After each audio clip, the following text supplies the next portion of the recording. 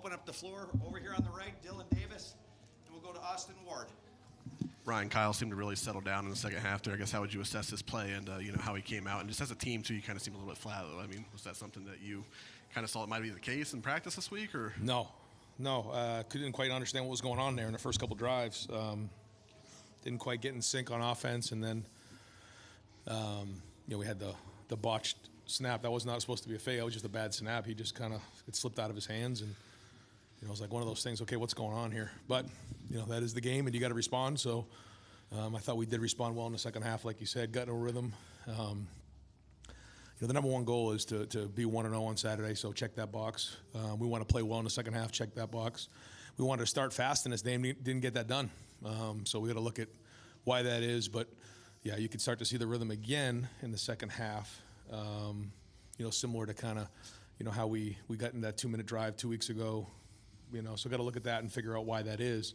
But some real good play by Marvin Harrison, and we needed that, because they were putting a lot of guys in the box and left the middle of the field open at times, and we took advantage of that in the second half. Over to the left, Bill Rabinowitz, Columbus Dispatch, and then Nathan Baird. You were coming off an off week, an emotional win, and I know you respected Maryland. What do you attribute the early struggles to? I don't know. I don't. I wish I had an answer to it, but you just got to keep, shooters keep shooting. You just keep shooting and push through it. But no, I don't really have a good answer for it, other than we got ourselves off schedule and then found ourselves in some third and bad situations, which is why the third down looks the way it does. One thing about the third downs in a couple weeks ago we did a nice job of is we stayed in pretty manageable situations. This was not the case today, so didn't quite get that done. But overall, I was pleased with the second half, but not the first. Played. Any explanation for that? Yeah, so, we expect him to be ready for next week. It was one of those things where the question was if he played in the game, could he have a setback if something happened in the game? The answer was yes. And just based on how everything played out last year, the decision was made to hold him this week to make sure that he was full go next week, because we know we got a lot of football ahead of us. And so we have a ton of confidence in Chip and in Mayan to go ahead in the game and go play, and they did.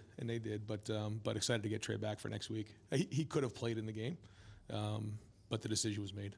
Over to the right, Austin Ward, Rivals, the podcast, and then Stephen Means. Ryan, a month ago you walked into the postgame at Indiana and said sometimes you have to be okay winning with the defense, especially in the first half tonight. I mean, you get the touchdown from Josh, you keep the game close that way. Are you becoming more comfortable with that formula, even if it's not your preference? Yeah, no, I have no preference as long as we win. But no, I think the defense, did some great things in this game. I thought Jim and the staff did a really good job with the game plan. I thought, they were a step ahead just in terms of the defenses that we were in. He did a great job of getting them into the right calls.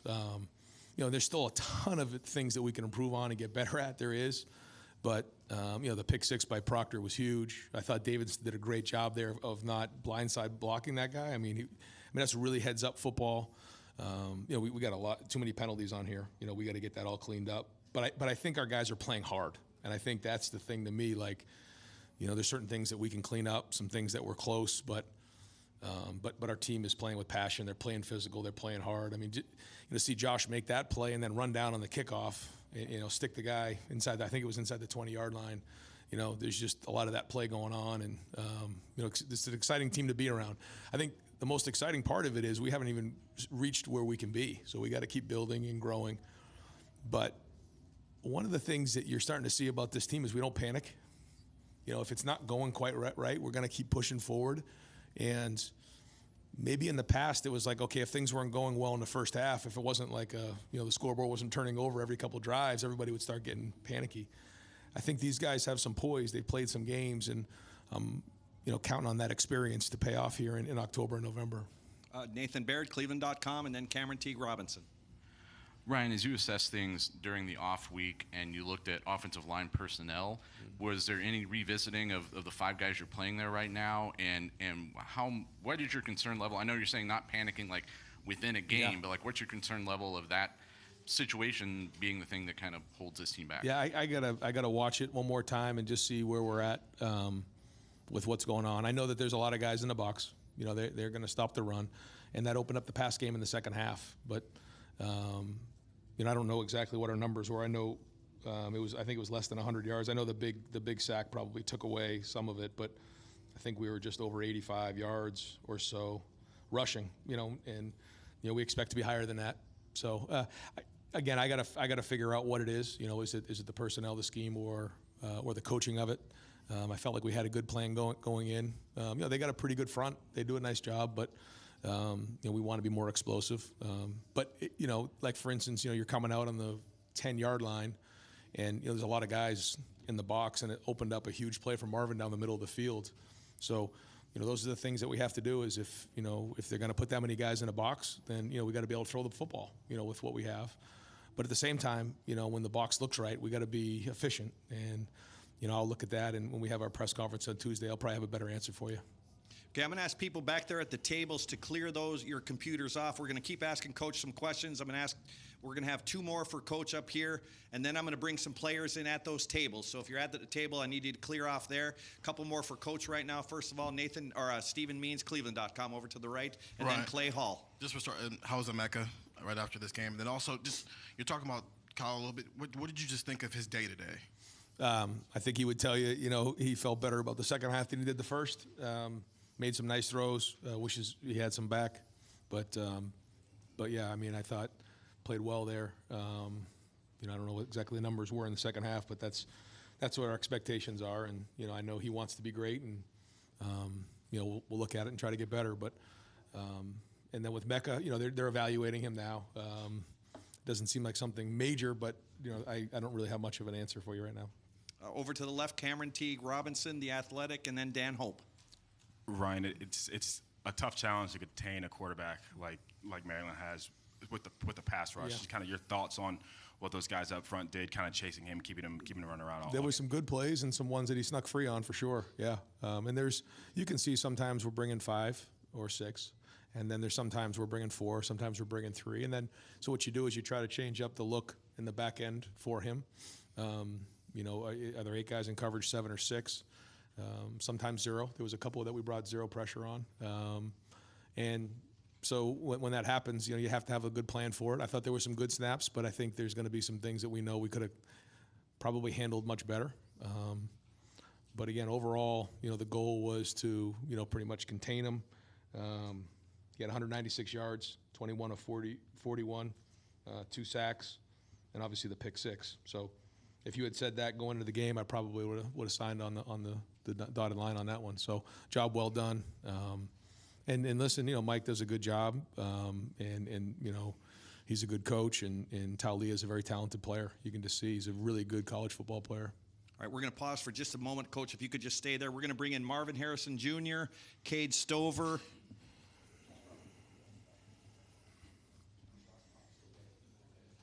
and Josh Proctor. We're going to send them to the back. Guys, if you could let them get to the tables in the back.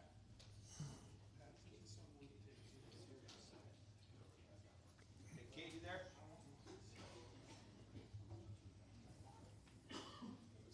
Yep. Any table you want back there, Marvin. And then, Marvin Harrison Jr., Josh Proctor. Marv's got his luggage with him. It looks like he's going through TSA over there. And Cade Stover. And then we're going to continue questions up front here. Cade, where's your Louis bag? You don't have one? No, you don't have one? Hey, Cade, you can go all the way to your left there. Okay, over here, back with Coach Day, Clay Hall, WSYX. I wanted you to talk about getting a sack from a defensive end, but first 10 penalties, including one on the head coach. Did you talk to that guy about what he was thinking right there? Yeah, I'm going to have to run with the guys tomorrow for that one. I'll take that one, but listen, football's a tough sport. There's a lot of passion. There's a lot going on out there, and I'm coaching my tail off, and so I don't know. I was just trying to coach as hard as I could. I'm not going to mention. I'm not going to talk about it. But I will say this. We can't have that many penalties. That can't happen. So, we can disagree on a few of them, but there's still too many out there. Coach, over to the left, Dan Hope, 11 Warriors. Ryan, you mentioned Josh's big play. It seemed like time and time again today, he was there when you guys needed him to be. Just what's the biggest difference in him this year in terms of his reliability? I just called him out in the meeting or in our a little get together there in the locker room because I think he's the best version of himself right now. Guy's been through a lot of ups and downs, injuries, things like that, and he's playing his best football. He's the best version of himself now. Now, in order for us to get to where we need to be in the next 2 months, we're going to need him to play like that. So I just think this is a guy who's been through a lot, and you can't substitute experience, and maturity. And I'm proud that he's playing like he is, but he's got to continue to stay on that discipline. Because you can see the talents out there and the physicality. He plays tough. I mean, he plays, he comes downhill. There's several pictures in my mind of him showing up at the point of attack and bringing it. So, great to see him out there playing like that. And final question for Coach Day, front row, Tim May, Letterman row. Yeah, Ryan, especially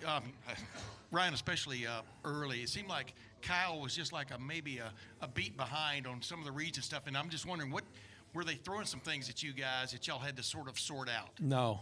I think Kyle would say the same thing. Had a hard time early on getting to a rhythm, and as a coach, I got to try to help him and figure out how I can help with that. And then, whatever it is, whether we got to, have him go run a few laps before we play the first drive or whatever it is, we'll find a way to get him into a rhythm because you can see the talent is there, the ability's there, but he cares a lot. And as coaches, we'll help him get there. Great. Coach, thank you very much. Thanks, guys. Tim, just hold it. I've got Kyle McCord coming up. Thanks, Coach. Have a good evening. Great win. All right, folks, we're going to open up the front here for questions for quarterback Kyle McCord.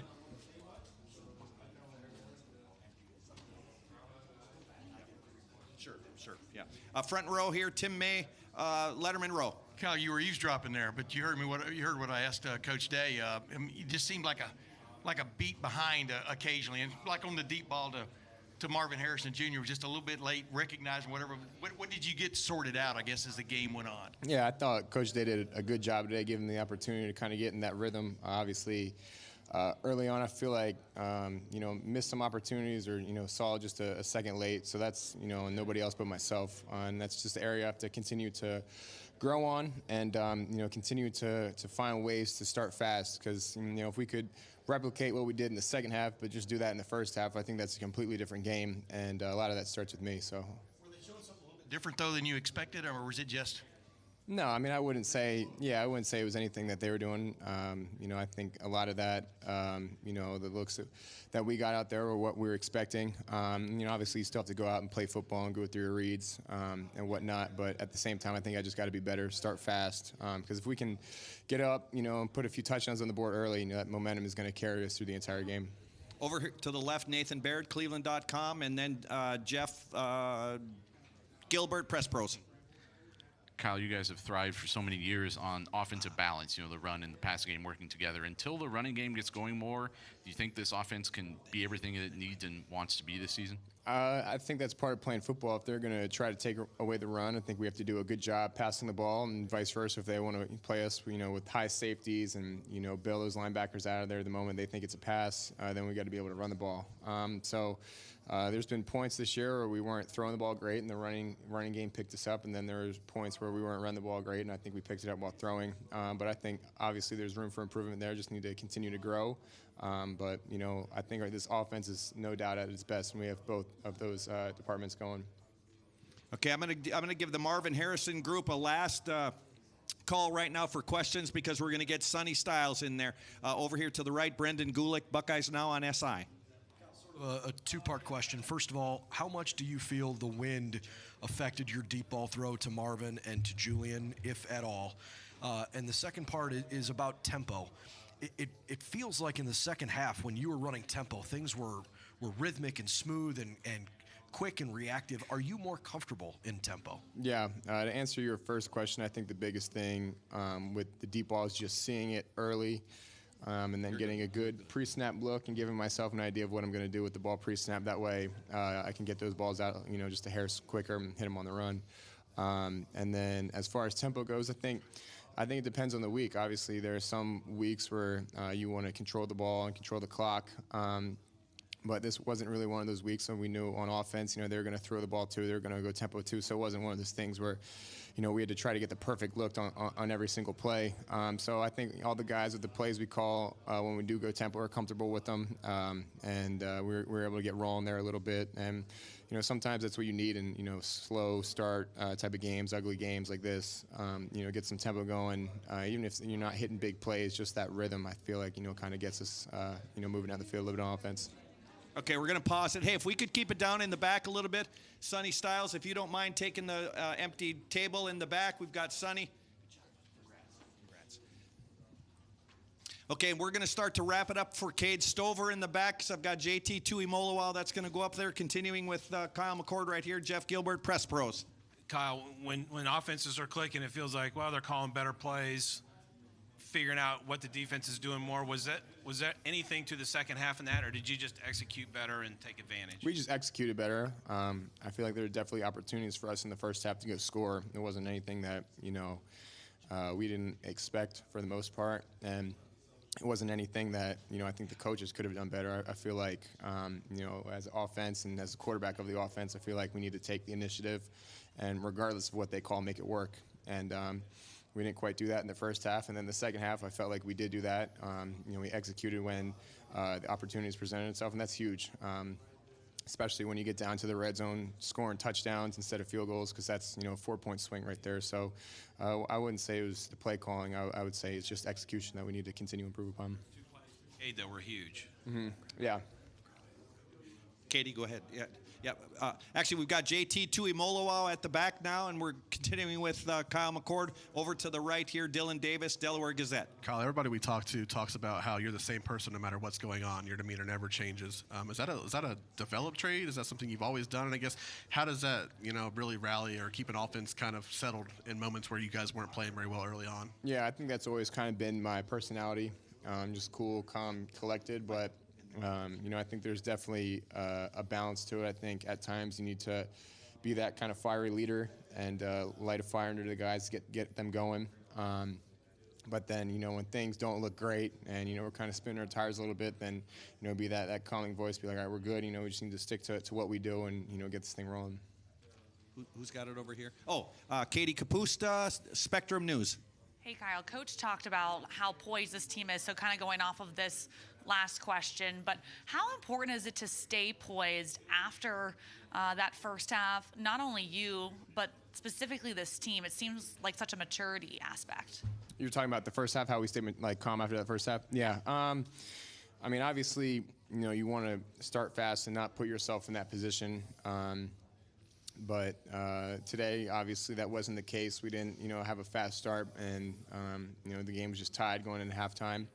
And I think that is a credit to a lot of the older guys like Cade Stover, on the offense. Just, like I just said, I think he was fiery at times when we needed to get going. And then I think at other times, it was like, we're good, and we just need to get the ball back and just take a deep breath. And so I think that's the leaders. And, I try to do that myself as well. And, I think when you have a good amount of guys all preaching that same message, I think it just calms everybody down and reminds them, there's a lot of football left to be played. There's no reason to panic. We just need to go out there and do our thing. We're going to do about 4 more questions for Kyle. Over to the right, Michael Cohen, Fox Sports. Kyle, I'm not sure what the final number was, but with a couple minutes left in the game, you had targeted Marvin on about 52% of your throws today. I'm sure you'll throw it to him as many times as he's open, but is there also a balancing act between knowing you have a weapon like that and then also trying to get everybody else involved as best you can? Yeah, I feel like a lot of that is dependent on what the defense does. In weeks prior, we've seen Marvin get doubled, and, you have to go to other guys, and so his stats that week might have not looked great.